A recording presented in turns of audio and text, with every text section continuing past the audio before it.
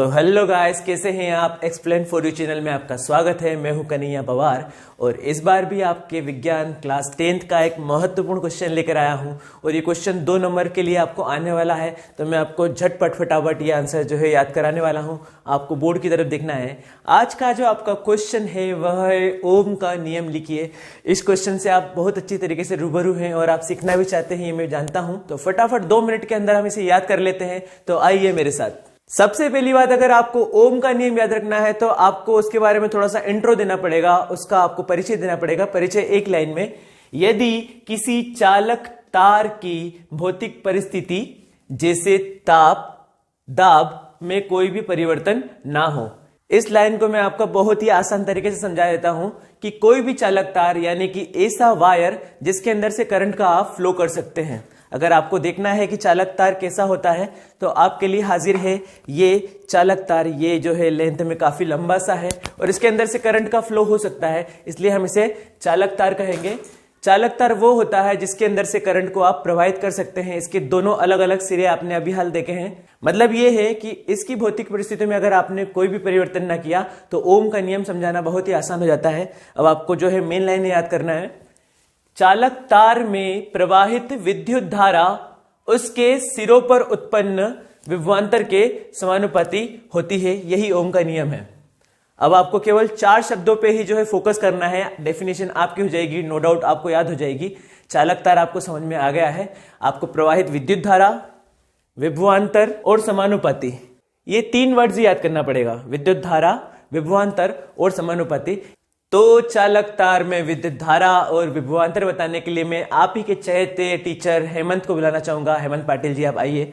देखिए, हमारे पास वही चालक तार भी उपलब्ध है जो भी आपको मैंने बताया था। इसके 2 सिरे आपको अलग अलग दिख रहे हैं।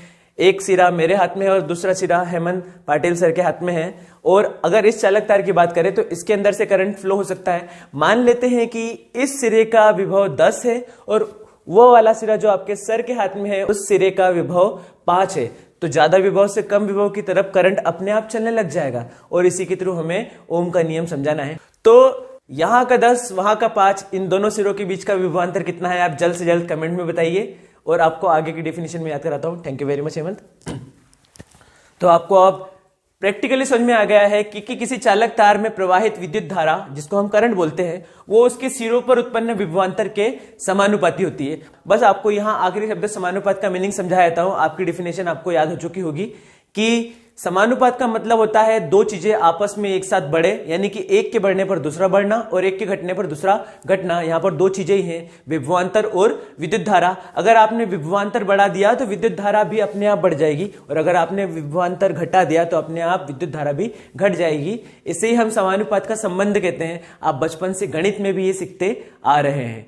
तो फिर से मैं आपकी डेफिनेशन याद कराता हूं कि किसी भी चालक तार में प्रवाहित विद्युत धारा को मैंने शॉर्ट में आई लिख दिया है, उसके सिरों पर उत्पन्न विभवांतर, देखो दोनों विभव अलग अलग है तो विभवांतर हो गया।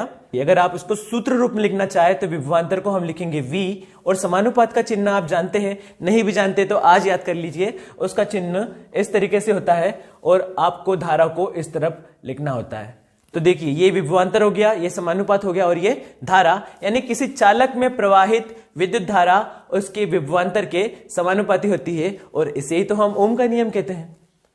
अब यहां से अगर आप समानुपात का चिन्ह हटाते हैं तो समानुपात का चिन्ह हटाने पर हमेशा बराबर का चिन्ह आता है और एक नियतांक आता है जिसे हम कहेंगे R, यानी कि समानुपात का चिन्ह हटाने पर बराबर भी आ गया और R भी आ गया और I अपनी जगह पर लगा हुआ रहेगा। और यहां पर आपका ओम का नियम खत्म हो गया है। आई होप कि आंसर आपको याद हो गया है। अगर आपको याद हो गया तो आप कमेंट में यस या नो करके बताइए।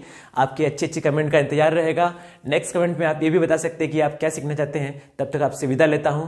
Thank you very much. याद होने के साथ स्क्रीनशॉट लेना हमारे लिए जरूरी होता है। Let's start. Thank you very much guys. जय हिंद।